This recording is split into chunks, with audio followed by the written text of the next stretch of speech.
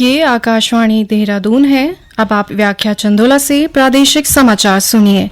पहले मुख्य समाचार। सेवानिवृत्त लेफ्टिनेंट जनरल गुरमीत सिंह ने प्रदेश के नए राज्यपाल की शपथ ली। कहा, बच्चियों को सेना में जाने के लिए प्रेरित करेंगे। केंद्रीय पर्यटन मंत्री और रक्षा राज्य मंत्री अजय भट्ट ने रुद्रपुर में जनमिलन कार्यक्रम में जनसेवा कार्यालय का शुभारंभ किया। मुख्यमंत्री पुष्कर सिंह धामी ने उत्तर प्रदेश और उत्तराखंड के मध्य आस्तियों और दायित्वों के लंबित प्रकरणों के त्वरित निस्तारण के निर्देश दिए। और अपर मुख्य सचिव आनंद बर्धन ने लोक निर्माण विभाग और नगर निकायों को 30 अक्टूबर तक सड़कों को गड्ढा मुक्त करने के निर्देश दिए हैं। 18 वर्ष से अधिक आयु वर्ग के लिए सरकारी केंद्रों में निःशुल्क कोविड टीकाकरण अभियान जारी है। युवाओं से आग्रह है कि टीका जरूर लगवाएं और अन्य लोगों को भी इसके लिए प्रोत्साहित करें। जब तक आवश्यक न हो, घर से बाहर न निकलें और सुरक्षा के 3 आसान उपायों का पालन करें। मास्क लगाएं, 2 गज की सुरक्षित दूरी बनाए रखें, हाथ और मुंह साफ रखें। कोविड संबंधी जानकारी और मार्गदर्शन के लिए राष्ट्रीय हेल्पलाइन नंबर 011-2397-8046 और 1075 पर संपर्क करें। इसके अलावा प्रदेश हेल्पलाइन नंबर है 104 व 0135 2722 और 2724 स्वाधीनता के 75वें वर्ष के उपलक्ष्य में सरकार आजादी का अमृत महोत्सव के अंतर्गत अनेक गतिविधियों का आयोजन कर रही है। इस अवसर को जन उत्सव के रूप में मनाते हुए आकाशवाणी समाचार देहरादून ने स्वाधीनता संग्राम और उसके गौरवशाली इतिहास पर विशेष प्रश्नोत्तरी कार्यक्रम शुरू किया है। 1 सितंबर से शुरू हुआ ये क्विज अगले साल 15 अगस्त 2022 तक चलेगा। इसे प्रत्येक बुधवार और बृहस्पतिवार को शाम 6:30 बजे क्षेत्रीय समाचार में शामिल किया जा रहा है। और अब हमारा आज का प्रश्न है, उत्तराखंड का प्रथम स्वतंत्रता संग्राम सेनानी होने का गौरव किसे प्राप्त है? प्रश्न एक बार फिर सुन लें। उत्तराखंड का प्रथम स्वतंत्रता संग्राम सेनानी होने का गौरव किसे प्राप्त है? श्रोता अपने उत्तर अमृत महोत्सव क्विज ddn@gmail.com पर ईमेल अथवा मोबाइल नंबर 9837192022 पर व्हाट्सएप या मैसेज के माध्यम से भेज सकते हैं। सबसे पहले सही जवाब देने वाले श्रोता को आकाशवाणी देहरादून की ओर से प्रमाण पत्र दिया जाएगा। सफल प्रतिभागी के नाम की घोषणा अगले दिन के समाचार बुलेटिन में की जाएगी। सही उत्तर देने वाले श्रोता की प्रतिक्रिया रिकॉर्ड कर प्रसारित भी की जाएगी। प्रतियोगिता में भाग लेने वाले श्रोताओं को उत्तर के साथ अपना नाम, ईमेल आईडी, मोबाइल नंबर, पूरा पता और फोटोग्राफ देना होगा। अब समाचार विस्तार से। लेफ्टिनेंट जनरल सेवानिवृत्त गुरमीत सिंह ने आज उत्तराखंड के 8वें राज्यपाल के रूप में शपथ ली। उनको उच्च न्यायालय के मुख्य न्यायाधीश RS चौहान ने राजभवन में शपथ दिलाई। समारोह में मुख्यमंत्री पुष्कर सिंह धामी, मंत्रिमंडल के अन्य सदस्यों समेत आला अधिकारी और सेवानिवृत्त सैन्य अधिकारी मौजूद रहे। शपथ ग्रहण के बाद मुख्यमंत्री ने राज्यपाल से राजभवन में शिष्टाचार भेंट कर शुभकामनाएं दी। शपथ लेने के बाद राज्यपाल ने कहा कि उनको पवित्र देवभूमि और वीरभूमि की सेवा करने का मौका मिला है। वीर सिपाहियों के परिवार के साथ रहकर उनकी सेवा करेंगे, बच्चियों को सेना में जाने के लिए प्रेरित करेंगे। राज्यपाल ने कहा कि प्रदेश में सैन्य सुविधाओं को और बेहतर किया जाएगा।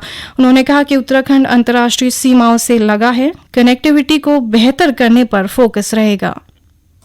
ईश्वर के आशीर्वाद से पहले मैं देश का सिपाही बनकर देश की सेवा कर रहा था और अब वीर सिपाहियों की वो भूमि जिन्होंने उनको जन्म दिया, उनके साथ रहकर उनके परिवारों की सेवा कर सकूंगा।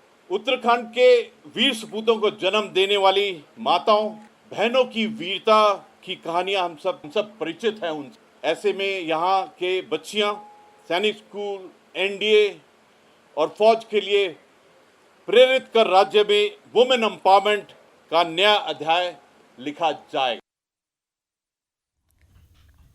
लेफ्टिनेंट जनरल गुरमीत सिंह सेना से 2016 में सेवानिवृत्त हुए। उन्होंने सेना में करीब 40 वर्ष की सेवा दी।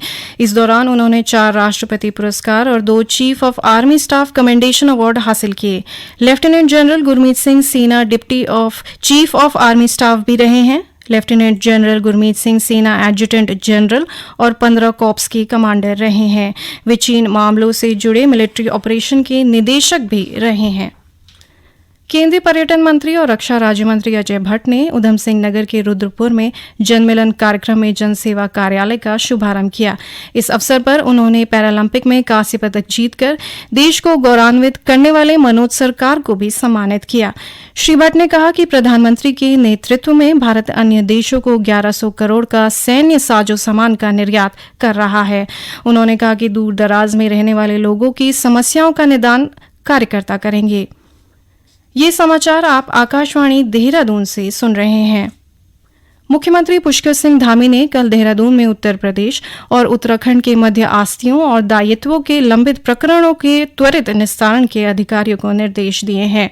विभागीय बैठक में उन्होंने 10 अक्टूबर तक सभी विभागों को कार्य योजना तैयार करने को कहा है। मुख्यमंत्री ने कहा कि मुख्य सचिवों की बैठक में होने वाले विचार विमर्श के बाद संबंधित विषयों पर अंतिम निर्णय लिए जाने के संबंध में वे उत्तर प्रदेश के मुख्यमंत्री से बातचीत करेंगे। श्री धामी ने कहा कि लंबे समय से लंबित प्रकरणों का निस्तारण राज्य हित में जरूरी है। उन्होंने केंद्र सरकार के स्तर पर लिए जाने वाले निर्णयों और उच्चतम न्यायालय में लंबित प्रकरणों की प्रभावी पैरवी किए जाने के भी अधिकारियों को निर्देश दिए हैं। श्री धामी ने कहा कि टीएचडीसी में उत्तर प्रदेश सरकार की अंश पूंजी उत्तराखंड को हस्तांतरित किए जाने का जो प्रकरण वर्तमान में उच्चतम न्यायालय में लंबित है, उसके लिए भी प्रभावी पैरवी कर मजबूती के साथ राज्य का पक्ष रखा जाए। अपर मुख्य सचिव आनंद बर्धन ने लोक निर्माण विभाग और नगर निकायों को 15 सितंबर से 30 अक्टूबर तक सड़कों को गड्ढा मुक्त करने के निर्देश दिए हैं। ये निर्देश उन्होंने लोक निर्माण विभाग की समीक्षा बैठक में दिए। बैठक में बरसात और अन्य विकास योजनाओं के कारण सड़क पर बने गड्ढों से यातायात में होने वाली असुविधा और जाम की स्थिति पर भी चर्चा की गई।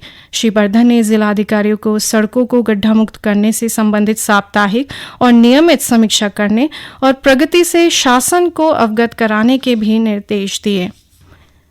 आजादी का अमृत महोत्सव के तहत चंपावत जिले में आज स्वजल परियोजना इकाई ने सत्याग्रह से स्वच्छ गृह तक अभियान के अंतर्गत जागरूकता रथ को रवाना किया।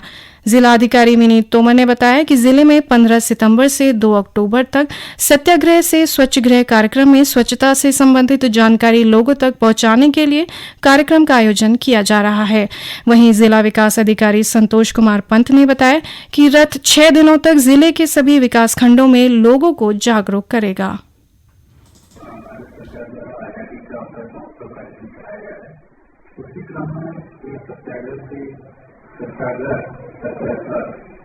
आज यहाँ पे उसका शुभारंभ करने की किया गया और ये रथ यात्रा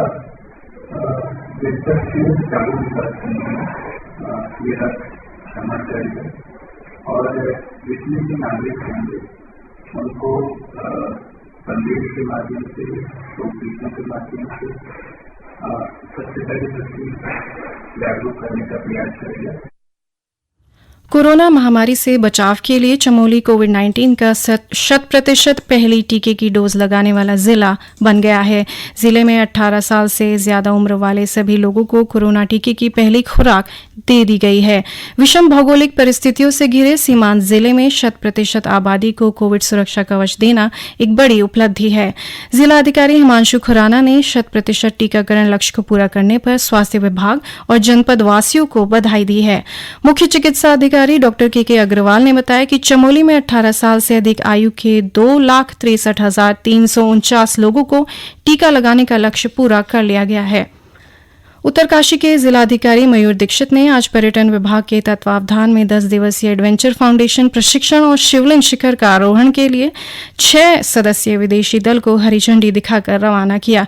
प्रशिक्षण 15 से 24 सितंबर तक संचालित होगा, जिसमें 8 युवक और 12 युवतियां शामिल हैं।